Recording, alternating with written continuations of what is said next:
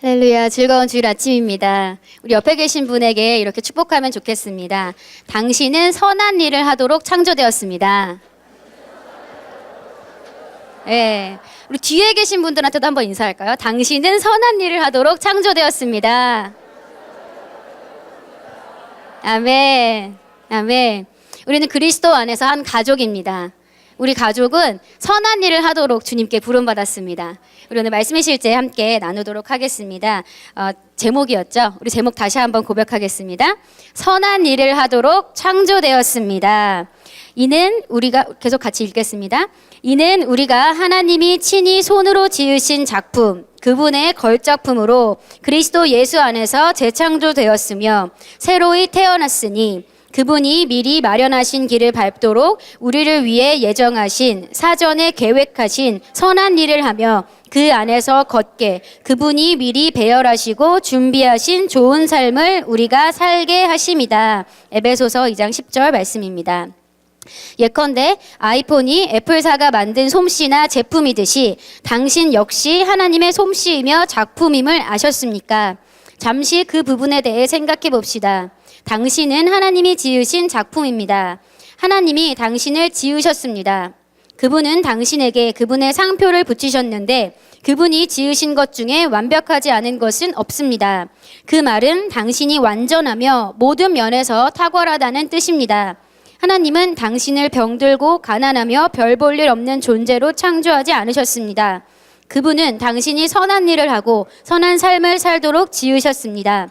오늘의 본문 구절을 다시 읽어보십시오.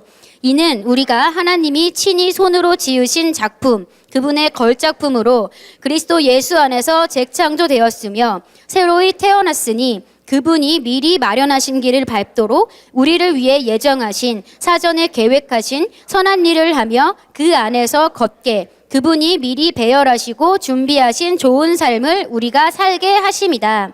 당신은 우연히 이 세상에 있는 게 아닙니다. 하나님께는 당신의 인생을 향한 계획이 있는데 그 계획은 당신의 인생이 그분을 기쁘시게 하는 일, 곧 믿음과 의의 일이 끊임없이 흐르도록 하는 것입니다. 그것이 바로 당신 인생의 목적입니다. 당신은 특별하며 탁월하도록 창조되었습니다. 당신은 성공입니다. 그러므로 이웃과 가정과 일터와 학교 그리고 당신이 어디에 있든 하나님의 영광을 나타내십시오.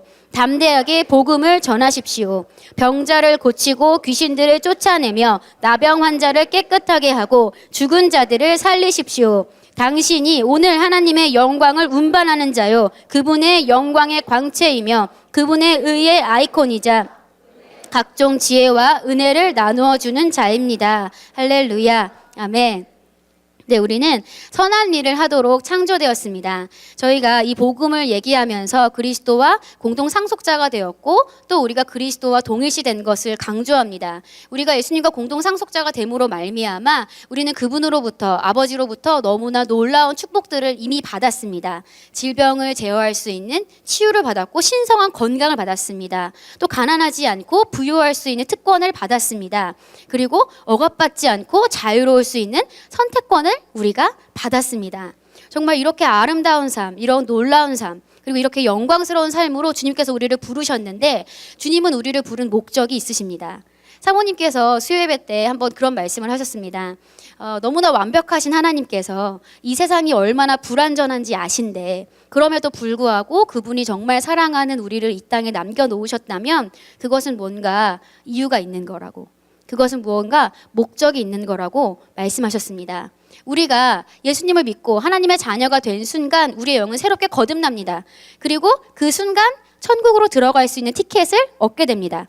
그런데 그 순간에 바로 완벽한 하늘나라 천국으로 옮겨가는 것이 아니라 우리는 아직도 불완전하고 어둠이 장악하고 있는 이 땅 가운데 거하고 있습니다. 그렇다는 것은 우리가 이 땅에서 해야 할 일이 있다는 것입니다. 예수님께서 이 땅에 사셨을 때, 예수님께서 이 땅에서 사시면서 하나님의 성령을 가지고 사역하시면서 하나님의 자녀로, 하나님의 아들로, 유일한 하나님의 아들로, 유일한 빛으로 이 땅 가운데 기능하셨을 때 그분은 마귀들을 제압하고 어둠을 물리치고 눌린 자를 자유케 하며 복음을 전달하고 하나님의 나라를 확장시키는 일을 하셨습니다. 그리고 그분은 우리에게 그 일을 물려주시고 천국으로 다시 돌아가셨습니다. 그리고 그분께서는 우리가 그 일을 완수하는 그날에 다시 오시겠다고 약속하셨습니다. 우리는 선한 일을 하도록 창조되었습니다. 우리는 그리스도 안에서 너무나 놀라운 걸작품으로 창조되었습니다. 그런데 우리가 바로 이 걸작품이 된 이유가 하나님의 선한 일을 하도록 부름받았다는 것입니다. 오늘 말씀의 실제를 보시면 첫 번째 페이지 맨 마지막에 당신은 우연히 이 세상에 있는 것이 아닙니다. 하나님께는 당신의 인생을 향한 계획이 있는데 그 계획은 당신의 인생이 그분을 기쁘시게 하는 일, 곧 믿음과 의의 일이 끊임없이 흐르도록 하는 것입니다. 그것이 바로 당신 인생의 목적입니다. 당신은 특별하며 탁월하도록 창조되었습니다. 당신은 성공입니다. 네. 우리가 성공이 된 이유는 이 어둠 가운데 빛을 밝히기 위해서, 이 어두운 세상에 빛을 전달하기 위해서, 아직도 하나님을 몰라서, 이 복음을 몰라서 고통받고 있는 자들에게 이 놀라운 소식을, 이 기쁜 소식을 전달하기 위해서 우리가 먼저 빛이 된 것입니다. 주님께서는 우리를 사랑하셨고 또 우리뿐만 아니라 내 주변에 아직도 고통받고 있는 사람들을 사랑하십니다. 하지만 하나님은 이 땅 가운데 지금 손이 없으십니다. 하나님께서는 이 땅 가운데 목소리를 내실 수가 없으십니다. 육신이 없기 때문입니다. 이제는 우리가 그리스도의 몸이 되었습니다. 이 교회가, 우리가, 나 한 사람이 바로 그리스도의 몸이 되어서 이제는 내가 하나님의 목소리가 되었고, 이제는 내가 하나님의 손이 되었고, 이제는 내가 하나님의 발이 되었습니다. 주님을 찾는 자들에게, 이 복음을 찾는 자들에게 하나님을 대신해서 그 복음을 전달하고 찾아갈 자는 바로 우리입니다. 오늘 제가 아까 초반에 이제 공동상속자에 대해서 말씀을 드렸는데요. 우리가 하나님의 자녀이면 예수 그리스도와 함께한 공동상속자라고 성경은 이야기하고 있습니다. 상속자란 말은 너무나 좋습니다. 물려받는 거니까 공짜로. 네. 나는 아무 일도 하지 않았는데 단지 부자 아버지의 자녀로 태어났기 때문에 공짜로 물려받았습니다. 그런데 우리가 잘 알아야 되는 사실이 하나 있습니다. 우리는 그분의 유산을 받은 자들입니다. 유산이라는 것은 지난주에 담임 목사님께서 설교하셨죠. 유산은 잠언 13장에서 죄인은 재산을 물려주지만 선한 사람은 유산을 물려준다고 했습니다. 우리는 돈만 받은 자들이 아닙니다. 우리는 그리스도로부터 유산을 받았습니다. 그 유산은 삶의 방식이고 삶의 방향이고 삶의 가치이고 삶의 목적입니다. 우리는 그분으로부터 능력만 받은 것이 아닙니다. 우리는 예수님으로부터 예수님의 능력만 받은 것이 아닙니다. 우리는 예수님의 삶의 목적과 예수님의 삶의 가치와 예수님의 삶의 방향도 물려받은 자들입니다.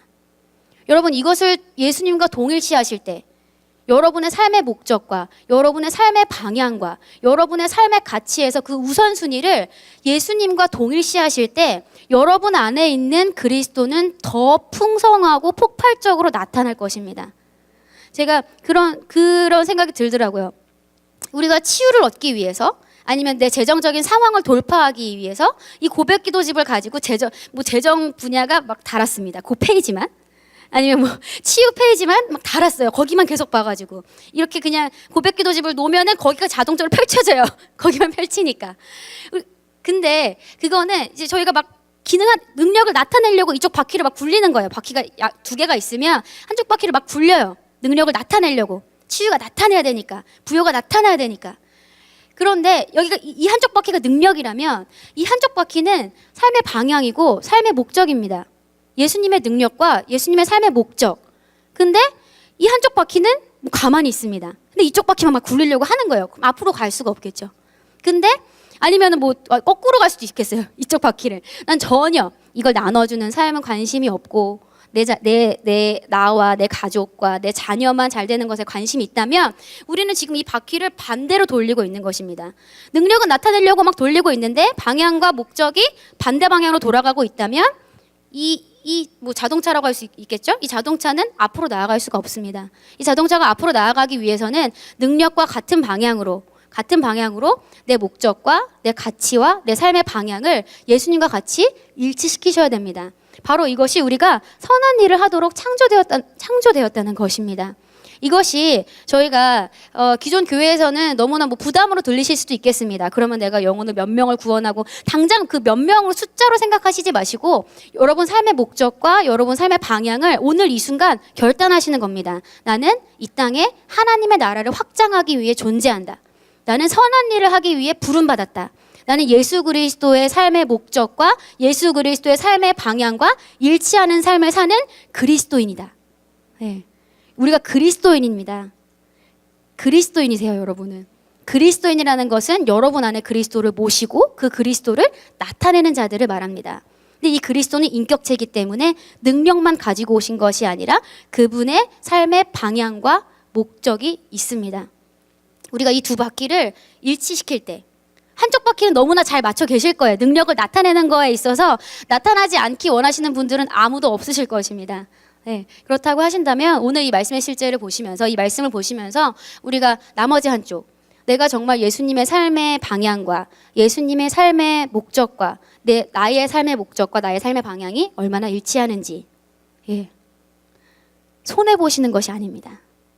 뭔가 손해보실 것 같다는 생각이 드신다면 그거는 아닙니다. 잘못된 생각이세요. 말씀에서 말하고 있기 때문에 말씀에서 말하는 대로 하는 것은 여러분 절대로 손해보실 수가 없습니다.